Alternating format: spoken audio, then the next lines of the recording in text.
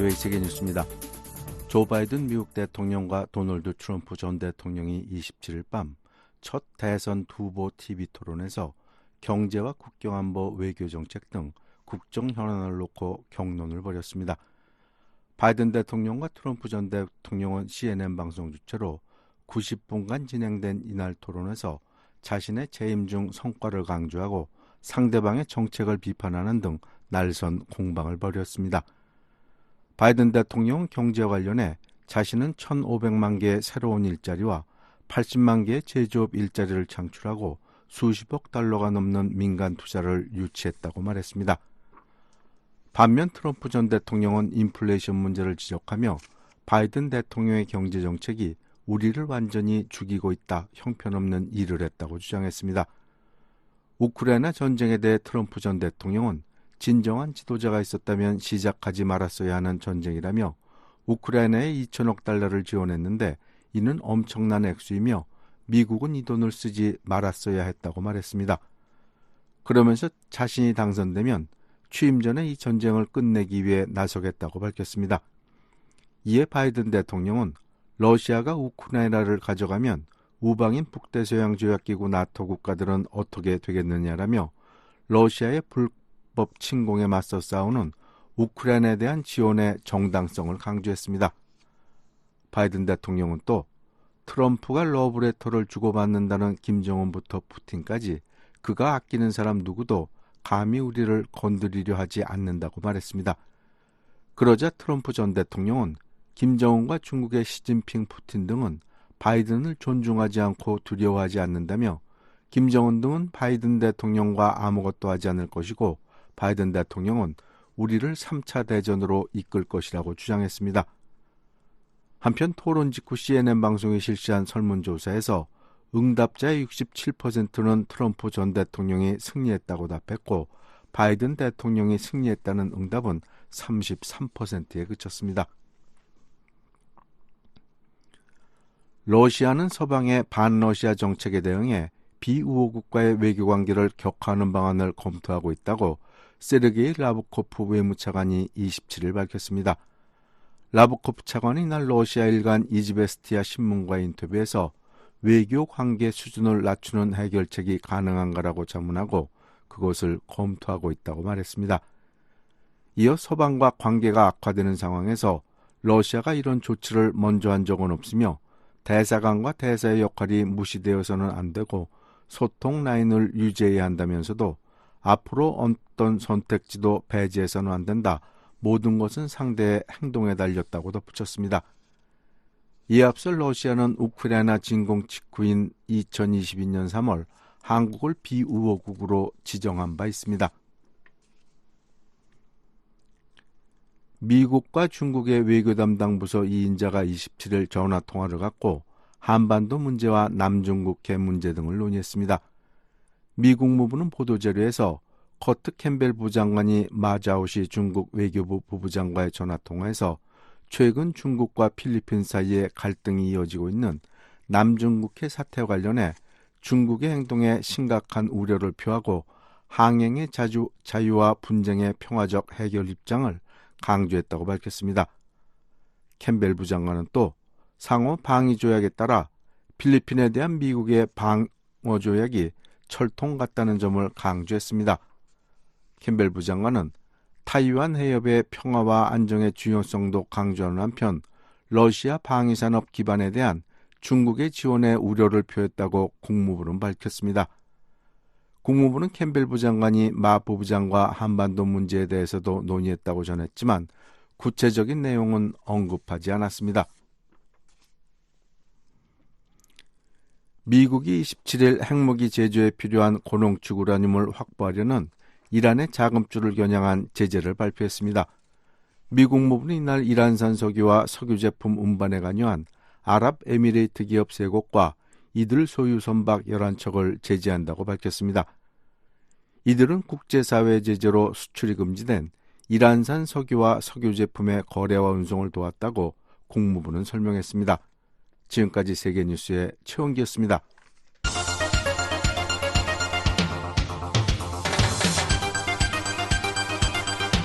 VOA News Today. 여러분 안녕하십니까? 6월 28일 금요일 VOA 뉴스투데이 3부 시작하겠습니다. 진행의 심현지입니다. 이 시간에 보내드릴 주요 소식입니다. 조 바이든 대통령과 도널드 트럼프 전 대통령이 첫 대선 후보 토론회에서 날선 공방을 벌였습니다. 미국 정부는 한국 정치권에서 자체 핵무장론이 제기된 데 대해 현재 한국과 공동으로 확장 억제를 강화하고 있다고 강조했습니다.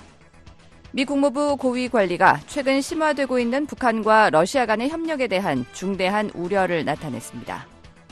내일 북한은 대체로 맑겠지만 오후부터는 흐려지겠습니다. 황해도 일대로는 밤부터 비 소식이 있겠습니다. 아침 최저기온은 10도에서 21도, 최고기온은 23도에서 33도 기온 분포 보이겠습니다. 바다의 물결은 동해 앞바다 0.5에서 2m, 서해 앞바다는 0.5에서 2.5m로 일겠습니다. 첫 소식입니다.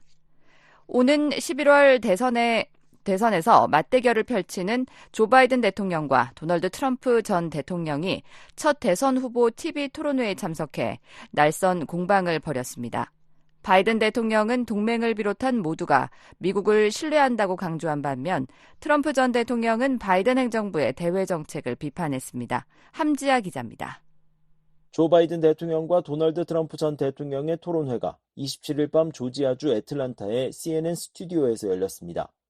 오는 11월 실시되는 대통령 선거에 민주당과 공화당 후보로 각각 나서는 바이든 대통령과 트럼프 전 대통령은 이날 경제와 낙태, 이민, 외교와 안보 등 국내외 다양한 현안을 놓고 격돌했습니다. 두 사람이 TV 토론회에서 맞붙은 건 지난 대선 이후 약 4년 만입니다. 이날 바이든 대통령은 전임자인 트럼프 전 대통령이 남긴 혼돈을 정리하며 대통령직을 수행했다는 점을 강조했습니다. 반면 트럼프 전 대통령은 자신이 남긴 업적을 바이든 대통령이 망쳤다는 식의 논리로 대응했습니다. 바이든 대통령은 고령과 관련한 질문을 받은 뒤 단순히 기록을 보라며 자신의 행정부가 경제 분야에서 이룬 업적을 조목조목 설명했습니다. Look at the record. Look at what I've done. Look how I've turned around the horrible situation you left me. As I said, 15 million new jobs, 800,000 manufacturing jobs. 특히 자신은 트럼프 전 대통령이 남긴 끔찍한 상황을 되돌렸다며 1,500만 개의 새로운 일자리와 80만 개의 제조업 일자리를 창출하고 수십억 달러가 넘는 민간 투자 등을 유치했다고 말했습니다. 또한 미국은 반도체를 발명했지만 이젠 명성을 잃었다며 이는 그가 해외에 가장 값싼 노동력을 찾아 제품을 들여온다면서 사람들을 밖으로 보냈기 때문이라고 지적했습니다. 반면 나는 한국에 가서 삼성이 미국에 수십억 달러를 투자하도록 설득했다며 그들의 반도체 공장은 노동자 한 명에게 10만 달러 이상을 지급한다고 말했습니다. 바이든 대통령은 우리는 세계에서 가장 진취적인 국가고 일을 해내고 있다면서 우리는 약속을 지키고 동맹을 비롯한 모두가 우리를 신뢰하는 세계에서 가장 강한 나라라고 말했습니다. We're the most progressive country in the world in getting things done. We're the strongest country in the world. We're a country in the world who keeps our word and everybody trusts us. 그러면서 러브레터를 주고받는다는 김정은부터 푸틴까지 누구도 우리를 건드리고 싶어하지 않는다고 강조했습니다. 트럼프 전 대통령은 나는 바이든 대통령이 훌륭한 대통령이길 바랐다면서 이 자리에 있는 것에 개의치 않지만 내가 여기에 있는 유일한 이유는 그가 매우 나쁜 대통령이고 내가 미국을 다시 위대하게 만들 것이기 때문이라며 맞섰습니다. I wish he was a great president. I don't mind being here. But the only reason I'm here is he's so bad as a president that I'm going to make America great again. We're going to make 이어 우리는 지금 무너지는 나라고 이는 바이든 때문이다라고 주장했습니다. 그러면서 그의 정책이 매우 나쁘고 군사 정책은 정상이 아니다라고 말했습니다. 특히 우크라이나와 중동 지역의 분쟁을 거론하며 이들 전쟁은 바이든 대통령 아래선 결코 끝나지 않을 것이라고 말했습니다. These are wars that will never end with him. He will drive us into World War III, and we're closer to World War III than anybody can imagine. We are very, 이어 very 바이든 close. 대통령은 우리를 3차 세계대전으로 몰고 갈 것이라며 우리는 그 어떤 누구도 상상할 수 없을 정도로 3차 세계대전에 가까워지고 있다고 말했습니다. 그러면서 김정은과 중국의 시진핑, 푸틴 등은 그를 존중하지 않고 두려워하지 않는다고 지적했습니다. 이어 김정은 등이 바이든 대통령과 아무것도 하지 않을 것이고 바이든 대통령은 우리를 3차 세계대전으로 이끌 것이라고 거듭 강조했습니다. 두 전현직 대통령은 우크라이나 전쟁과 관련해서도 이견을 보였습니다. 트럼프 전 대통령은 우리에게 지도자가 있었다면 이번 전쟁은 처음부터 시작되지 않았을 것이라고 말했습니다. This is a war that never should have started. If we had a leader in this war, He led everybody along. He's given $200 billion now or more. 이어 바이든 대통령이 모두를 내버려 두고 우크라이나엔 2천억 달러 이상을 지원했다면서 이는 엄청난 돈이고 이전엔 이런 일이 결코 없었다고 강조했습니다. 특히 볼로디미르 젤렌스키 대통령이 미국을 방문할 때마다 600억 달러를 가지고 떠난다고 비판하며 미국이 우크라이나 전쟁에 너무 많은 돈을 지출하고 있다고 말했습니다. 그러면서 이 전쟁은 일어나지 말아야 했다면서 내년 1월 20일 취임 전 대통령 당선인으로서 푸틴과 젤렌스키 사이에 이 전쟁을 종식시키도록 할 것이라고 말했습니다. 그러나 바이든 대통령은 푸틴은 실제로는 전범이라며 그가 수천 명의 사람을 죽였다고 반박했습니다. The fact is that Putin is a war criminal. He's killed thousands and thousands of people. And he has made one thing clear. He wants 이어 to 푸틴은 한 reestablish. 가지를 분명히 했다며 그는 단순한 평화가 아니라 소련 제국을 재건하고 싶어하고 우크라이나를 원한다고 지적했습니다. 바이든 대통령은 그가 거기서 멈출 것으로 보느냐고 반문한 뒤 이후 폴란드와 벨라루스 그리고 북대서양 조약기구 나토 나라들이 위험에 처할 수 있다고 강조했습니다. 또한 우리가 우크라이나에게 지원하는 것은 현 시점엔 돈이 아니라 미국에서 만드는 무기라며 우리 나토 동맹국들은 우리만큼 우크라이나를 위해 많은 자금을 댔고 그것이 우리가 강한 이유라고 말했습니다. 바이든 대통령과 트럼프 전 대통령은 이민 문제에서도 대립했습니다. 트럼프 전 대통령은 자신의 재임 시절 안전했던 국경이 바이든 대통령의 개방으로 범죄자와 정신질환자, 테러리스트가 미국으로 들어오도록 했다고 비판했습니다. 그러면서 이들이 미국인에게 범죄를 저지르고 미국인의 일자리를 빼앗고 있으며 사회 보장 체계를 망치고 있다고 말했습니다. 반면 바이든 대통령은 최근 남부 국경에서 취한 행정 조치로 인해 불법 미입국자가 40% 줄었다고 반박했습니다. 이어 현재의 국경 상황이 트럼프 전 대통령 재임 시절보다 더 나아졌다고 주장했습니다. 여성의 낙태권과 관련한 문제에서도 공방이 벌어졌습니다. 바이든 대통령은 낙태가 연방 차원의 문제라고 지적한 반면 트럼프 전 대통령은 각 주가 판단해야 할 문제라며 맞섰습니다. 두 후보의 토론은 약 1시간 30분간 앵커 2명의 질문에 바이든 대통령과 트럼프 전 대통령이 각각 답변을 하고 각 후보가 상대의 답변에 반박을 하는 방식으로 진행됐습니다. 이날 방송사 측은 한 후보가 발언을 할 때 상대의 마이크를 껐고 이에 따라 4년 전 토론회 때 나왔던 상대방 말 끊기와 상호 비방은 없었습니다. BOE 뉴스 함자입니다. 미국 정부는 한국 정치권에서 자체 핵무장론이 제기된 데 대해 현재 한국과 공동으로 확장 억제를 개선하고 강화하고 있다고 강조했습니다. 일부 미국 전문가들은 북러 밀착으로 미국의 확장 억제 공약에 대한 신뢰가 흔들리고 있다고 진단했습니다. 조은정 기자가 보도합니다.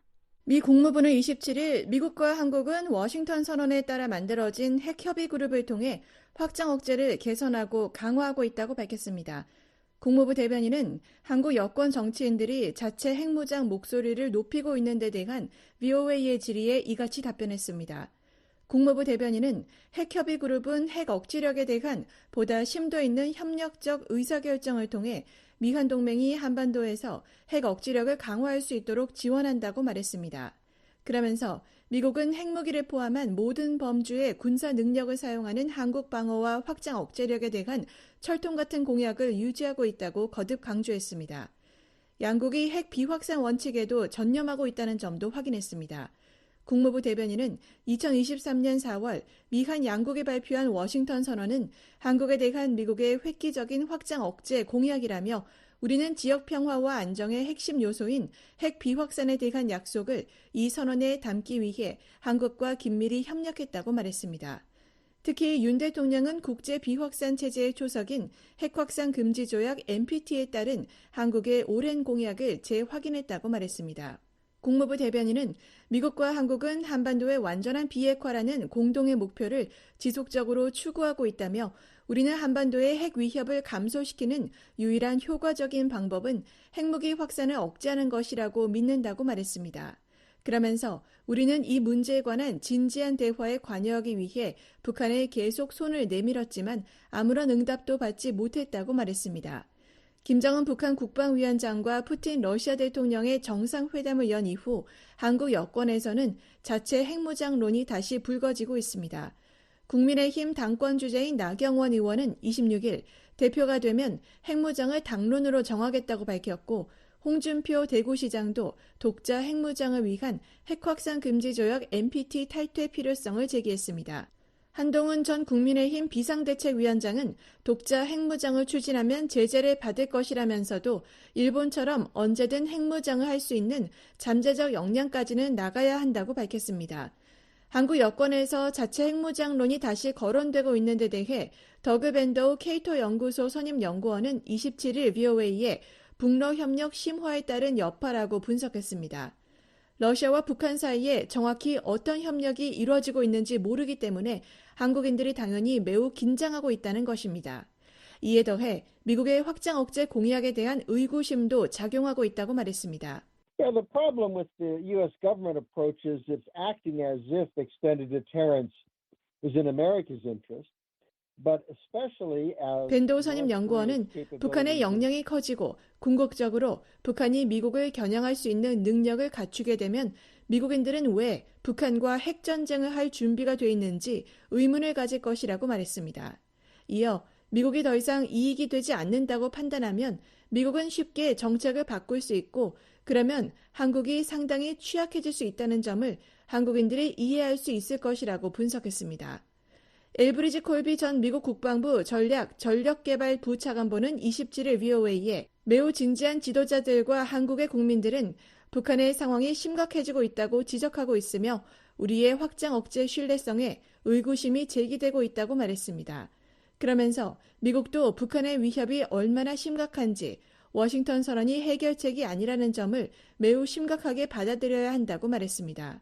We need to take very seriously how dire the threat from North Korea is, and that the Washington Declaration is not a solution. 이어 우리에게는 핵무기를 보유한 동맹국들이 있기에 이것은 전례가 없는 일이 아니다라고 말했습니다.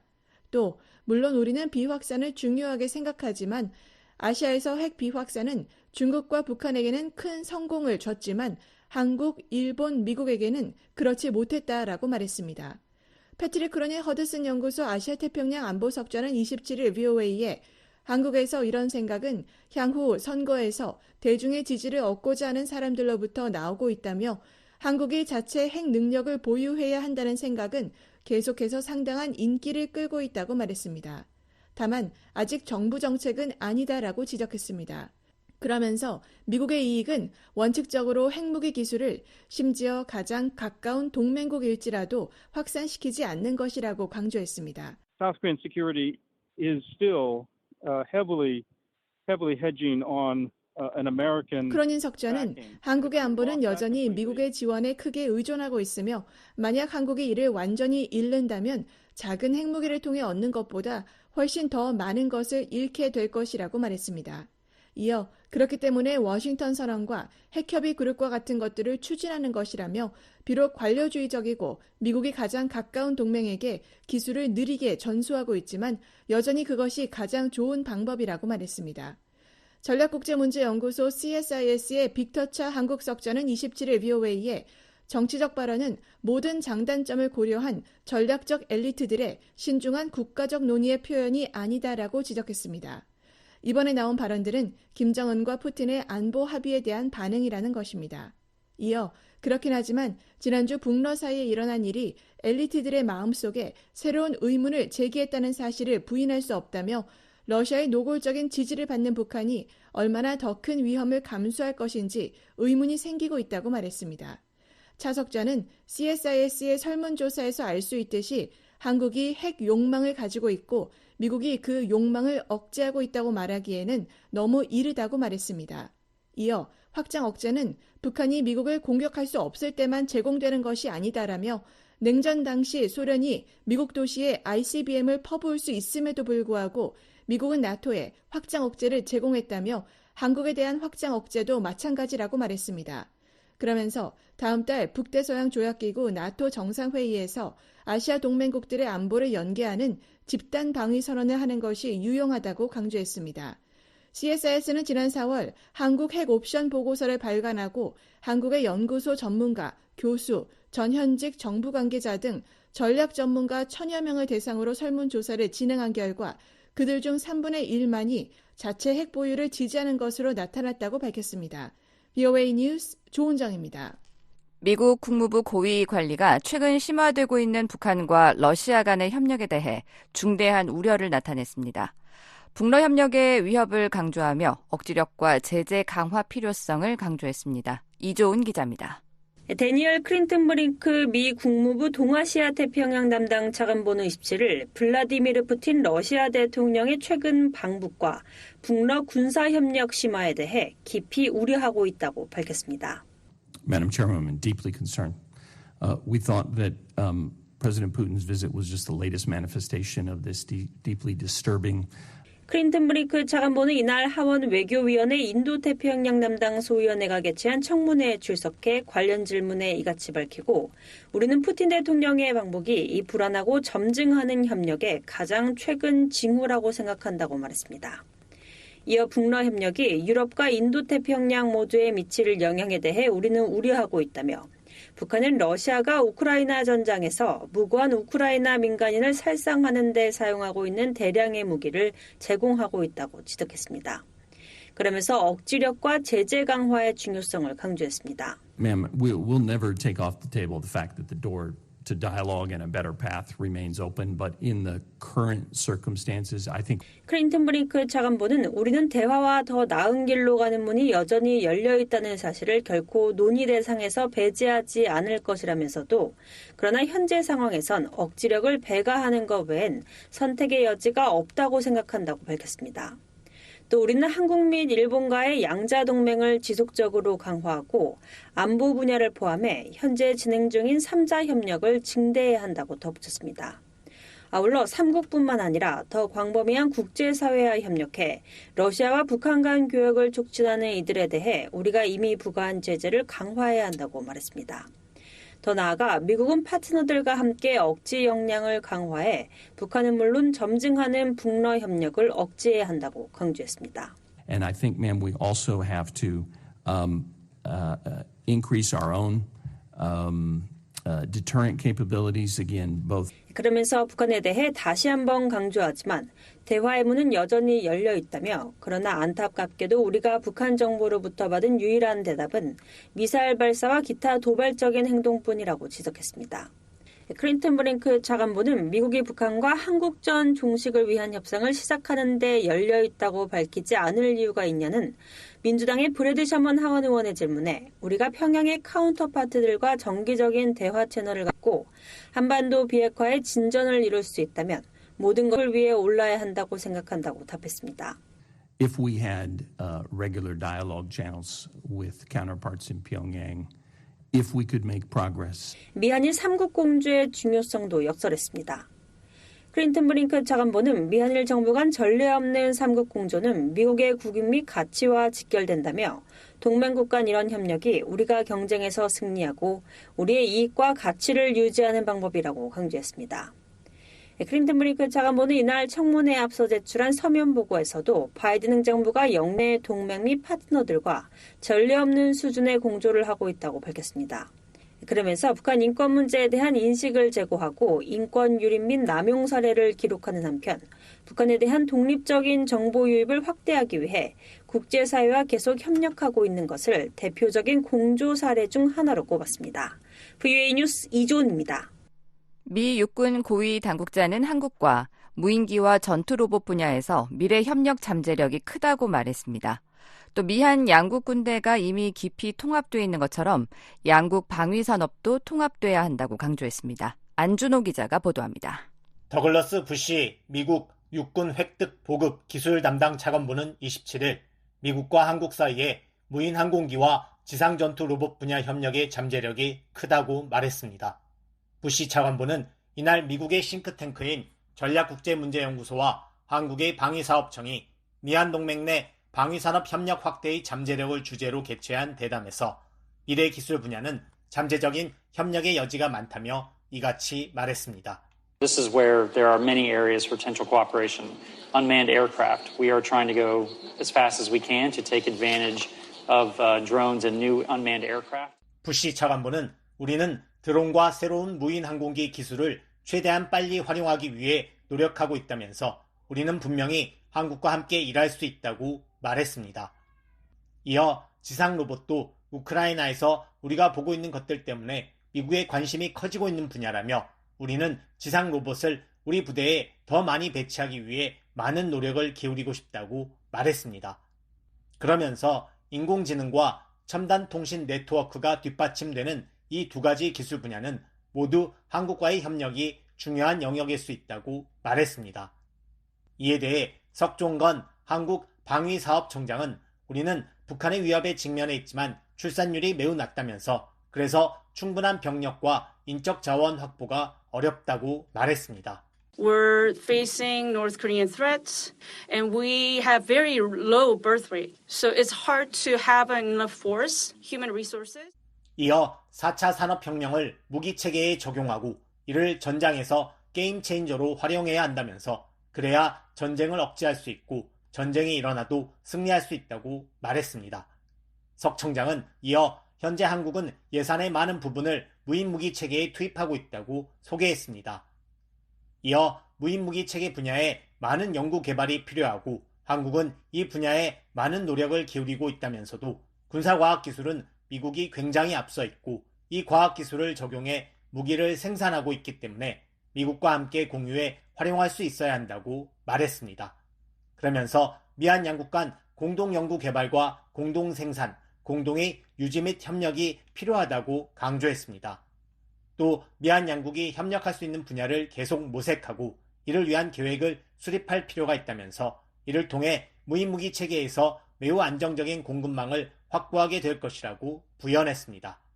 부시 차관보는 미한 양국 군대가 긴밀히 통합되어 있는 것처럼 방위산업도 같은 방식으로 통합돼야 한다면서 한국은 세계 제조 강국 중 하나이며 미국은 그것을 배워야 한다고 말했습니다. We are already, again, deeply integrated already on the ground. Our industries need to be more integrated. Kind of like our militaries are very integrated. We need our defense industries to be integrated in the same way. 이어 정부의 역할은 협력을 촉진하는 것이라며 정부는 방위산업체들이 생산에서 유지 및 보수에 이르기까지 더 많은 일을 함께 할 수 있도록 도와야 한다고 말했습니다. 석 청장은 우리가 더 많이 논의하고 타협하며 서로를 더 많이 생각할 수 있다면 우리가 원하는 것을 이룰 수 있을 것이라며 그렇게 된다면 인도 태평양 전략을 구체화할 수 있고 양국이 이 지역에서 제대로 된 역할을 할 수 있을 것이라고 말했습니다. BOA 뉴스 안준호입니다.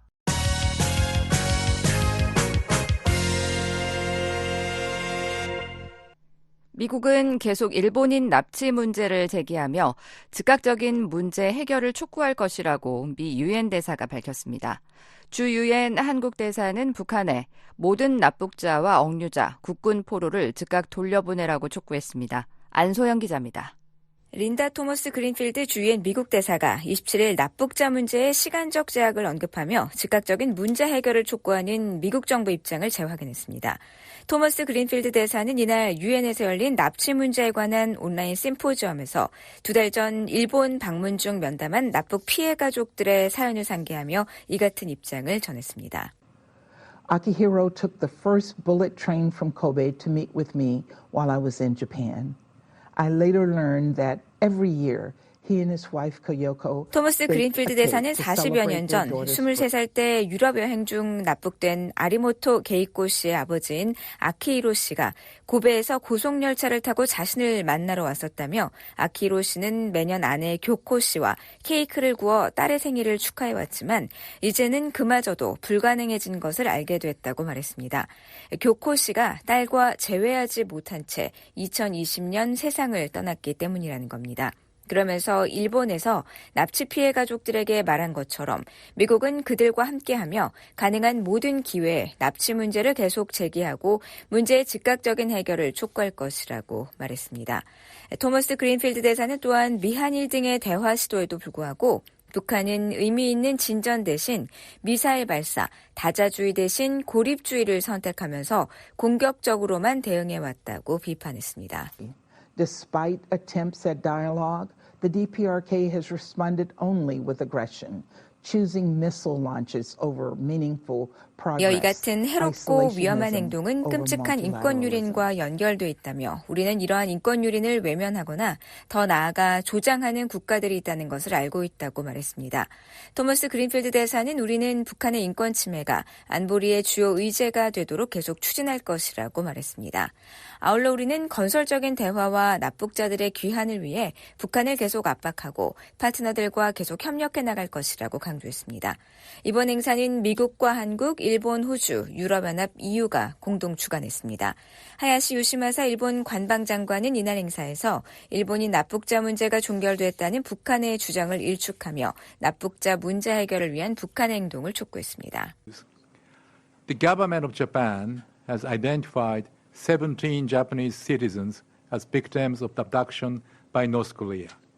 Moreover, 납치 문제 담당상을 겸하고 있는 하야시 관방장관은 일본 정부는 일본인 17명을 북한에 의한 납치 피해자로 확인했고 이 중 5명이 귀환한 후 지금까지 단 1명도 귀환한 납북자가 없다는 것은 매우 유감스러운 일로 우리는 이 사실을 매우 심각하게 받아들이고 있다고 말했습니다. 그러면서 납치 문제는 과거 발생한 사건이 아니라 현재 진행 중인 국제적 과제로 조속히 해결해야 할 사안이라고 강조했습니다. 또한 지금과 같은 상황이 장기화할수록 일본과 북한 간의 새로운 관계 실현은 더욱 어려워진다며 우리와 함께 보다 넓은 시각에서 결정을 내릴 것을 계속 촉구한다고 덧붙였습니다. 하야시 관방장관은 북한에 의해 자국민이 납치된 나라는 일본만이 아니다라며 국제사회의 긴밀한 협력 중요성도 언급했습니다. 이달 유엔 안보리 의장국을 맡고 있는 한국의 황준국 대사는 실망스럽게도 북한은 인권 유린에 대해 여전히 부인하고 있으며 북한 정권은 모든 납북자 및 억류자, 전쟁 포로를 즉각 가족의 품으로 돌려보내야 한다고 강조했습니다. Much to our dismay, DPRK's denial of its human rights abuses remains categorical. The DPRK regime must immediately return all abductees, detainees, and prisoners of war to their families. Last year at the Camp David summit, 황 대사는 지난해 캠프 데이빗 정상회의에서 한국, 미국, 일본 정상들이 납북자와 억류자, 전쟁포로 송환 문제의 즉각적인 해결을 촉구하는 공동의 약속을 재확인했다는 점을 상기하기도 했습니다. 또한 지난해에 이어 올해도 납북자 문제를 포함한 북한 인권 상황을 다루는 안보리 공개회의를 성공적으로 소집한 점을 거론하며 북한 정권이 책임을 질 때까지 안보리가 북한의 암울한 인권 상황을 계속 조명하는 것이 매우 중요하다고 말했습니다. 스타브로스 람브리니디스 주엔 유럽연합 대사는 이유는 북한의 납치 등 인권 침해와 남용이 잊힌 위기가 되지 않도록 하는 데 초점을 맞추고 있다고 밝혔습니다. 이후 인권 대표를 지내기도 한 람브리니디스 대사는 이날 회의에서 북한의 행동을 촉구했습니다. The DPRK must sincerely listen to the victims and their families. It should address all allegations of enforced disappearances. 북한은 납북 피해자와 그 가족들의 목소리에 진지하게 귀를 기울이고 강제 실종에 대한 모든 의혹을 해결하며 모든 실종자들의 생사와 행방에 대한 명확한 정보를 그 가족들에게 제공해야 한다는 설명입니다. 그러면서 문제 해결에 진전이 있을 때까지 우리는 유엔 결의안 제출 등 가용한 모든 수단을 이용해 계속 이 문제의 시급성을 강조할 것이라고 말했습니다. 일본인 납치 피해자의 상징인 요코타 메구미 씨의 남동생이자 일본인 납북 피해자 가족회 대표인 요코타 타쿠야 씨는 국제사회는 46년 전 자신의 누나인 무고한 13살 소녀를 납치해 인질 외교를 지색해온 북한을 결코 용납해서는 안 된다고 호소했습니다. 요코타 메구미는 지난 1977년 11월 15일 일본 니가타시에서 하굣길에 북한 공작원에 의해 납치됐습니다. 타쿠야 씨는 생존해 있는 납북자의 부모는 이제 아리모토 게이코 씨의 아버지인 95세의 아키히로 씨와 메구미의 어머니 요코타 사키에 씨뿐이라고 말했습니다. 그러면서 자신들은 부모 세대가 생존해 있을 때 북한이 모든 납치 피해자를 일괄 송환하면 일본이 북한에 인도적 지원을 제공하고 독자 대북 제재를 해제하는 데 반대하지 않기로 한 방침을 정했다고 설명했습니다. The Association of Families of Victims and the Rescue Association have formulated a new action plan. It states if all abduction victims are repatriated 타쿠야 씨는 collectively 이어 while the 납북자 parent 문제 해결 generation is still 없이는 alive. 일본과 북한 양국 간의 밝은 미래도 없을 것이라며 북한의 김정은은 밝은 미래를 위해 선대 정권에서 자행된 납치 문제를 스스로 해결하겠다는 용기 있는 결단을 내리길 바란다고 말했습니다. 일본 정부는 1970년부터 1980년대 일본인 17명이 북한에 납치됐고 이 가운데 5명이 2002년 북일 정상회담 이후 귀환했으며 12명은 아직 북한에 남아있는 것으로 파악하고 있습니다. 하지만 북한 정부는 일본인 납치 피해자는 13명이며 이 가운데 5명이 일본으로 돌아갔고 나머지는 모두 사망해 납북자 문제는 이미 해결됐다고 주장하고 있습니다. VOA 뉴스 안소영입니다. 북한 유조선 여러 척이 러시아 방향으로 이동 중인 것으로 나타났습니다. 최근 북러 관계가 강화되는 상황에서 러시아로 향하는 유조선이 자주 포착되고 있어 주목되고 있습니다. 함지아 기자가 보도합니다. 현재 러시아 극동 지역 방향으로 운항 중인 북한 유조선은 모두 3척입니다. BOA가 선박의 위치 정보를 보여주는 마린 트래픽 지도를 살펴본 결과 북한 유조선 금진강 2호와 금운산호가 각각 한반도 동해상에서 북상 중인 것으로 나타났습니다. 또 다른 북한 유조선 신평 11호는 북한 서해에서 남하한 뒤 상하이 인근 해역에서 뱃머리를 동쪽, 즉 대한해협 방향으로 틀었습니다. 전례로 볼 때 제주도 남해상과 대한해협을 거쳐 한반도 동해로 이어지는 경로를 운항 중인 것으로 추정됩니다. 이들이 한반도 동해를 운항 중이거나 동해 방향으로 향하고 있다는 것은 이들의 목적지가 북한 동해의 항구나 러시아 극동 지역의 항구라는 의미입니다. 하지만 북한 서해를 출발한 유조선이 굳이 큰 반원을 그리며 반대쪽 동해로 갈 가능성이 낮은 만큼 이들의 최종 목적지가 러시아일 가능성이 제기됩니다. 실제로 북한 유조선이 러시아 해상에서 발견되는 경우가 최근 급증했다는 점에서 이 같은 주장에 힘이 실립니다.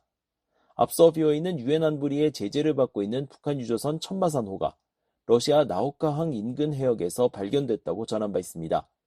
이와는 별도로 최근 선박업계에는 러시아에서 북한으로 유류를 운송할 유조선을 찾는다는 선박 수배 공고문이 배포됐습니다. 해당 공고문에 따르면 화주인 러시아 회사는 지난달 초 러시아 극동 지역의 보스토치니 항구에서 유류 7,000에서 8,000톤을 선적해 북한 남포로 옮겨줄 유조선을 물색 중이었습니다.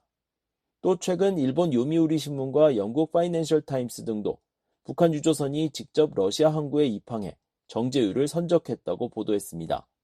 그 밖에 자유아시아 방송 RFA는 마린 트래픽 자료를 토대로 북한 유조선 신평 5호가 지난 24일 나호카항 인근 해역에서 위치 신호가 포착됐다고 전했습니다. 한국 유조선 우정호였던 신평 5호는 2019년 북한으로 소유권이 불법으로 이전된 이후 북한의 유류 운송에 활발하게 투입되고 있는데 이번엔 러시아 바다에서 발견된 것입니다. 이처럼 북한과 러시아의 유류 거래 정황이 뚜렷해진 상황에선 이들 유조선 3척의 운항이 더 주목될 수밖에 없습니다. 브루스 벡톨 엔젤로 주립대 교수는 지난 18일 BOA와의 전화통화에서 현재 북한과 러시아는 무기를 거래하며 유류와 식량, 군사장비, 기술 지원 등의 형태로 금액을 지불하고 있다고 말했습니다. With North Korea, as far as I can tell, all the reports I'm seeing are it's much more a barter thing. 벡톨 교수는 블라디보스토크를 떠나 북한 항구로 향하는 러시아 유조선을 막을 수 있는 방법이 없다며 이는 서방이 우려해야 할 사안이라고 말했습니다. 북러 간 유류 거래는 미국 정부도 주시하는 사안입니다.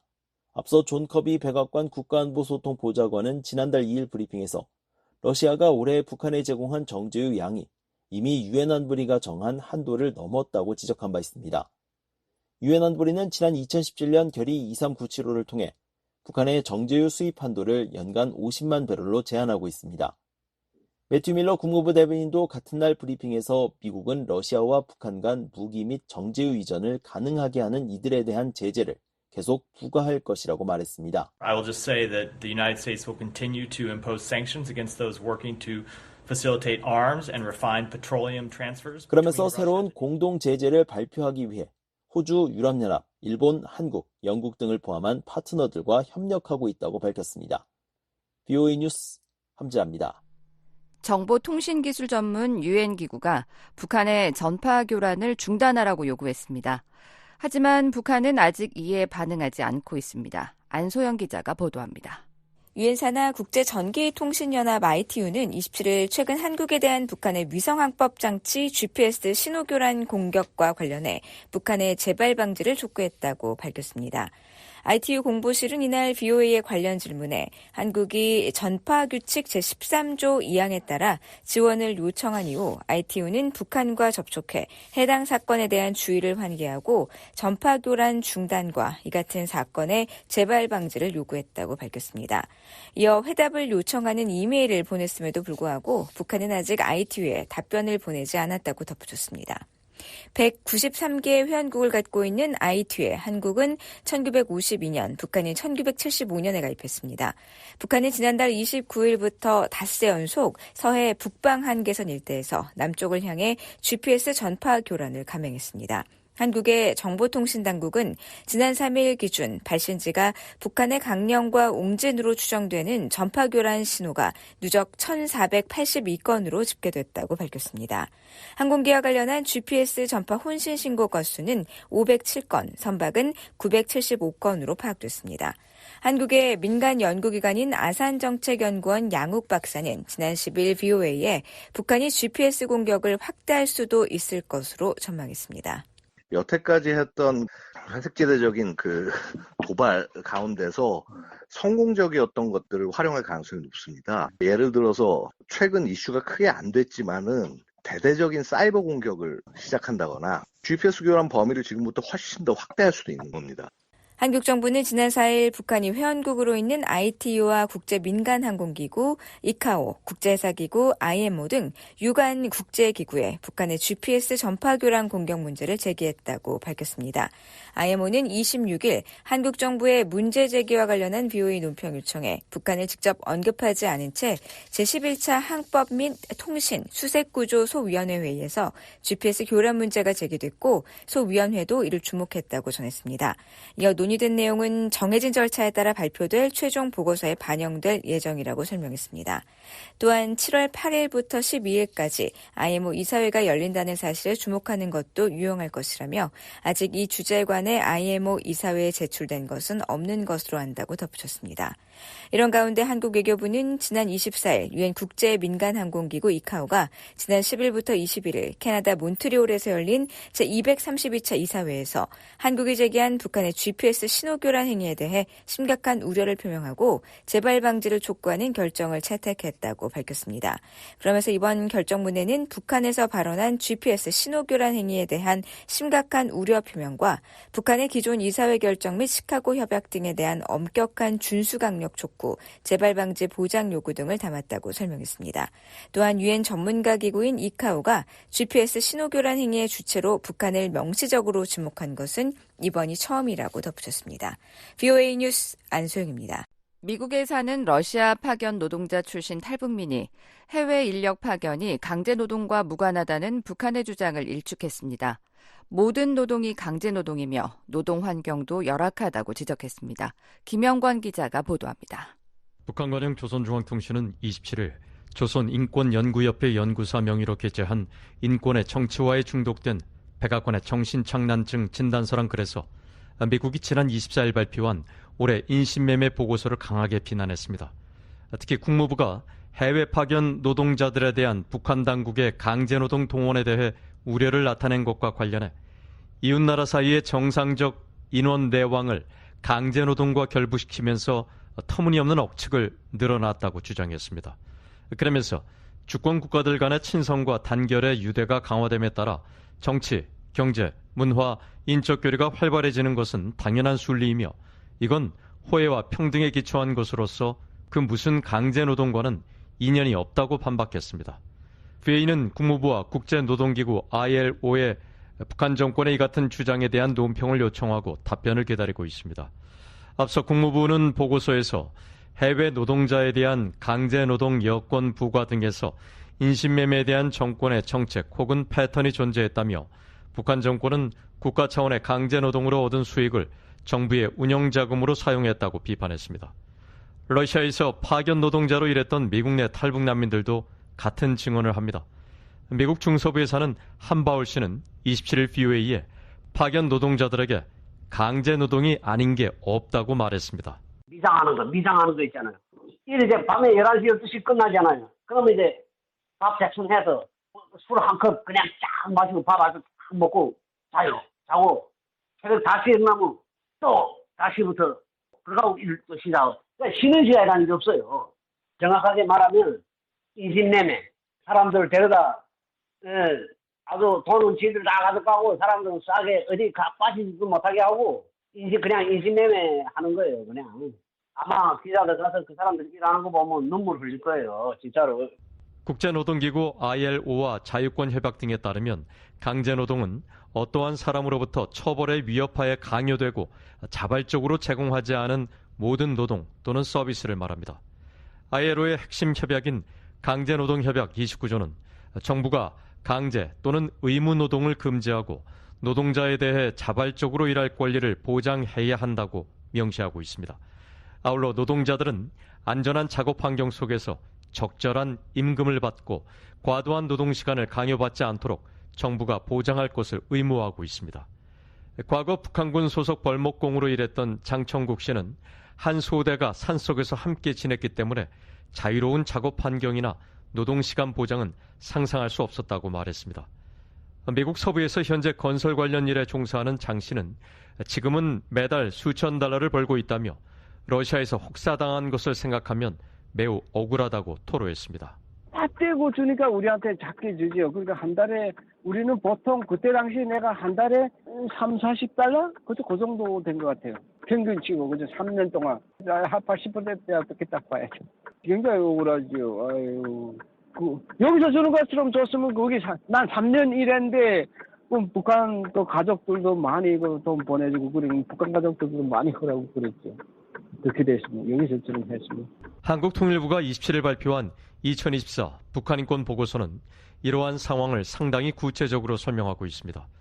보고서는 해외에 파견된 북한 인력은 휴식을 보장받지 못한 채 매일 13시간이 넘는 노동으로 혹사당하면서 임금의 평균 70% 이상을 상납하는 등 노예 노동에 시달리고 있다고 지적했습니다. 특히 북한 당국의 임금 착취가 매우 심각하다면서 러시아 파견 노동자는 1인당 월급으로 50달러에서 150달러를 받은 반면에 상납금은 4배가량인 650달러에 달한다고 밝혔습니다. 러시아에서 난민주의를 받아 미국에 입국한 뒤 중서부 도시에서 성직자로 활동 중인 존 김 목사는 북한 정부가 파견 노동자들에게 인건비를 제대로 주면 강제노동 논란도 당연히 없어질 것이라고 말했습니다. 그 인권에서 제일 중요한 게 노동자가 일해서 자기가 인건비를 받아야 되는 거 아닙니까? 강제노동 아니면. 아니 그거 못 받고 지금 0.2%, 3%, 5% 이런 정도로 받고 하는 강제노동 아닙니까? 그거 가지고 완전히 반박할 수 있는 거죠. 그렇지않으면 노동자들이 일한 것만 다 현금 주라는 겁니다. 안 그렇습니까? 김 목사는 러시아의 파견 노동자들의 환경이 너무 열악하다고 지적했습니다. 노동자들이 아프면 그게 대한 보상적인 게 뭐 있습니까? 없거든요. 우리는 다 보험이 있지 않습니까? 북한은 그런 거 없지 않습니까?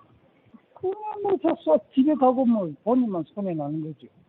첫째로 인건비, 그 다음에 생활 조건, 그 다음에 먹는 문제, 그것도 더 구체적으로 이야기하려면 끝이 없죠, 그러니까 북한 당국은 계속 거짓말 하는 거죠. 폴커 투르크 유엔 인권 최고대표는 지난 12일 유엔 안보리가 개최한 북한 인권 관련 공개 회의에서 북한에서 강제 노동이 다양한 형태로 지속되고 있다며 해외 파견 노동자 문제를 언급했습니다. 투르크 대표는 북한 정부는 또한 해외로 파견된 노동자들에 대해 높은 수준의 통제를 가하고 있다면서 유엔 인권 최고대표 사무소가 이들 중 다수를 면담했다고 말했습니다. The government also exerts a high level of control on workers sent abroad, many of whom have been interviewed by my office. 그러면서 이들은 식량과 의료 서비스 부족, 극단적 수준의 감시, 신체적 폭력, 최대 90%의 임금 몰수 등 끔찍한 고난의 삶을 설명했다고 전했습니다. 북한의 노동자 해외 파견은 유엔 안보리 결의 2397호에 의해 2020년부터 금지됐습니다. 하지만 지금은 활동을 중단한 안보리산하 대북제재위원회 전문가 패널은 지난 3월 발표한 연례 보고서에서 북한 노동자가 건설, 정보기술 등 다양한 분야에 걸쳐 40여 개 국가에 10만 명이 있으며 노동자들은 정보기술 분야를 제외한 채 연간 5억 달러의 수입을 창출하는 것으로 추정한 바 있습니다. BOA 뉴스 김영권입니다. 듣고 싶은 방송을 놓치셨나요? 인터넷 웹사이트 www.voakorea.com으로 들어오시면 실시간 방송 청취는 물론 다시 듣기, 방송 원고 보기가 가능합니다. VOA 방송 웹사이트 www.voakorea.com에 많은 이용 바랍니다.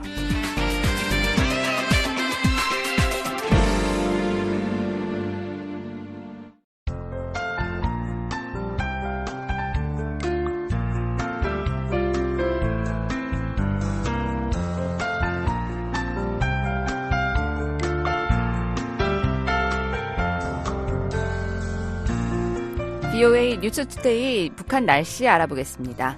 내일 북한은 대체로 맑겠지만 오후부터는 흐려지겠습니다. 황해도 일대로는 밤부터 비 소식이 있겠습니다. 아침 최저기온은 10도에서 21도, 낮 최고기온은 25도에서 33도가 되겠습니다. 이어서 자세한 지역별 날씨입니다. 평안남북도 자강도 지역, 오전에는 맑고 오후부터 구름 많겠습니다. 평양 아침 최저기온은 19도, 낮 최고기온은 32도, 안주 17도에서 31도, 남포 20에서 31도, 신의주 최저 19도, 최고 29도가 되겠습니다. 중강지역은 아침 최저기온 16도, 낮 최고기온은 31도까지 오르겠습니다. 강계 17도에서 33도, 희천 아침 최저기온은 16도, 낮 최고기온은 33도가 되겠습니다. 황해남북도 경기도 지역 대체로 흐리겠습니다.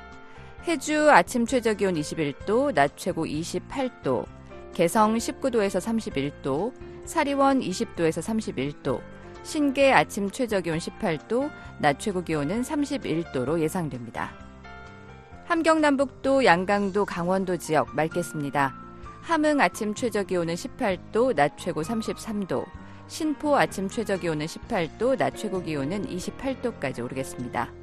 장진 아침 최저기온 11도, 낮 최고 27도, 해산 아침 최저 14도, 낮 최고 31도, 원산 아침 최저기온 20도, 낮 최고 30도, 청진 아침 최저기온 17도, 낮 최고 25도가 되겠습니다. 선봉지역 아침 최저기온 15도, 낮 최고기온 22도, 삼지연 아침 최저기온은 11도, 낮 최고기온은 27도 기온 분포 보이겠습니다. 이어서 해상 날씨입니다. 동해는 전해상 맑겠습니다. 물결은 앞바다 0.5에서 1m, 먼바다는 0.5에서 2m로 일겠습니다. 서해는 흐린 가운데 비 소식이 있겠습니다. 물결은 앞바다 0.5에서 2m, 먼바다 0.5에서 2.5m로 일겠습니다. 지금까지 뉴스투데이 3부를 보내드렸습니다. BOA 저녁방송 끝으로 세계 뉴스입니다.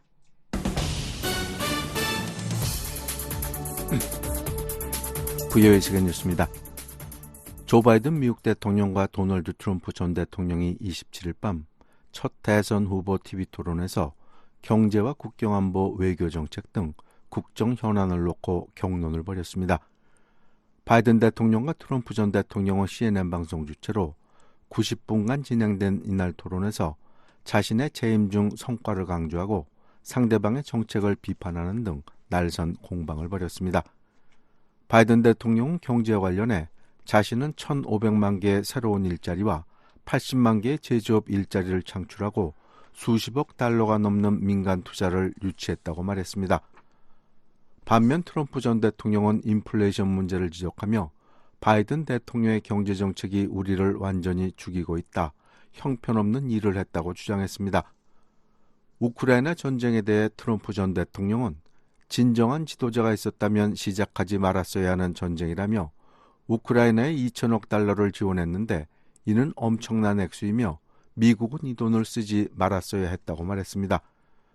그러면서 자신이 당선되면 취임 전에 이 전쟁을 끝내기 위해 나서겠다고 말했습니다. 이에 바이든 대통령은 러시아가 우크라이나를 가져가면 우방인 북대서양 조약기구, 나토 국가들은 어떻게 되겠느냐며 러시아의 불법 침공에 맞서 싸우는 우크라이나에 대한 지원의 정당성을 강조했습니다. 바이든 대통령은 또 트럼프가 러브레터를 주고받는다는 김정은부터 푸틴까지 그가 아끼는 사람 누구도 감히 우리를 건드리려 하지 않는다고 말했습니다. 그러자 트럼프 전 대통령은 김정은과 중국의 시진핑, 푸틴 등은 바이든을 존중하지 않고 두려워하지 않는다며 김정은 등은 바이든 대통령과 아무것도 하지 않을 것이고 바이든 대통령은 우리를 3차 대전으로 이끌 것이라고 주장했습니다. 한편 토론 직후 CNN 방송이 실시한 설문조사에서 응답자의 67%는 트럼프 전 대통령이 승리했다고 답했고 바이든 대통령이 승리했다는 응답은 33%에 그쳤습니다. 러시아는 서방의 반러시아 정책에 대응해 비우호국과의 외교관계를 격화하는 방안을 검토하고 있다고 세르게이 라브코프 외무차관이 27일 밝혔습니다. 라브코프 차관은 이날 러시아 일간 이즈베스티아 신문과의 인터뷰에서 외교관계 수준을 낮추는 해결책이 가능한가라고 자문하고 그것을 검토하고 있다고 말했습니다. 이어 서방과 관계가 악화되는 상황에서 러시아가 이런 조치를 먼저 한 적은 없으며 대사관과 대사의 역할이 무시되어서는 안 되고 소통 라인을 유지해야 한다면서도 앞으로 어떤 선택지도 배제해서는 안 된다. 모든 것은 상대의 행동에 달렸다고 덧붙였습니다. 이에 앞서 러시아는 우크라이나 침공 직후인 2022년 3월 한국을 비우호국으로 지정한 바 있습니다. 미국과 중국의 외교 담당 부서 2인자가 27일 전화통화를 갖고 한반도 문제와 남중국해 문제 등을 논의했습니다. 미 국무부는 보도자료에서 커트 캠벨 부장관이 마 자오시 중국 외교부 부부장과의 전화통화에서 최근 중국과 필리핀 사이에 갈등이 이어지고 있는 남중국해 사태와 관련해 중국의 행동에 심각한 우려를 표하고 항해의 자유와 분쟁의 평화적 해결 입장을 강조했다고 말했습니다. 캠벨 부장관은 또 상호 방위 조약에 따라 필리핀에 대한 미국의 방어 조약이 철통 같다는 점을 강조했습니다. 캠벨 부장관은 타이완 해협 평화와 안정의 중요성도 강조하는 한편 러시아 방위산업 기반에 대한 중국의 지원에 우려를 표했다고 국무부는 밝혔습니다. 국무부는 캠벨 부장관이 마 부부장과 한반도 문제에 대해서도 논의했다고 전했지만 구체적인 내용은 언급하지 않았습니다. 미국이 27일 핵무기 제조에 필요한 고농축 우라늄을 확보하려는 이란의 자금줄을 겨냥해 제재를 발표했습니다. 미 국무부는 이날 이란산 석유와 석유 제품 운반에 관여한 아랍에미리트 기업 3곳과 이들 소유 선박 11척을 제재한다고 밝혔습니다. 이들은 국제사회의 제재로 수출이 금지된 이란산 석유와 석유 제품의 거래와 운송을 도왔다고 국무부는 설명했습니다. 토니 블링컨 국무장관은 성명에서 지난 한 달간 이란은 평화적 목적이라고는 믿기 어려운 방식으로 핵 프로그램을 확대하기 위한 조치를 발표했다면서 우리는 이란이 절대 핵무기를 확보하지 못하도록 하는 데 전념하고 있으며 이를 위해 국력의 모든 요소를 활용할 준비가 돼 있다고 경고했습니다. 이에 앞서 주요 7개국 G7은 이달 초 이란의 핵농축 프로그램을 진전시키지 말라고 경고했으며 이란이 탄도미사일을 러시아에 이전할 경우 새로운 조치를 취할 것이라고 밝힌 바 있습니다. 이에 나세르 카나니 이란 외무부 대변인은 G7을 비난하면서 과거의 파괴적인 정책과 거리를 둘 것을 촉구했습니다. 앞서 국제원자력기구 IAEA는 보고서에서 이란이 포르도 지하 핵시설에 우라늄 농축을 위한 원심 분리기를 추가 설치했다고 밝힌 바 있습니다. 지금까지 세계뉴스의 최원기였습니다. 지금까지 여러분께서는 VOA 저녁 방송을 들으셨습니다. VOA 저녁 방송은 저녁 8시부터 자정까지 4시간 동안 중파 1188kHz를 통해 들으실 수 있습니다. 또 밤 9시부터 10시까지는 단파 9350, 9490, 12080kHz로 밤 10시부터 11시까지는 단파 9350, 12045, 12080kHz로 또 밤 11시부터 12시까지는 단파 9405, 12045, 12080kHz로 청취 가능합니다. 매일 새벽 2시부터 3시까지 1시간 동안은 중파 1566kHz로 또 매일 새벽 4시부터 6시까지 2시간 동안은 단파 5875, 7365, 7465kHz로 들으실 수 있습니다. 함께해 주신 여러분 고맙습니다. 다음 방송 시간까지 안녕히 계십시오.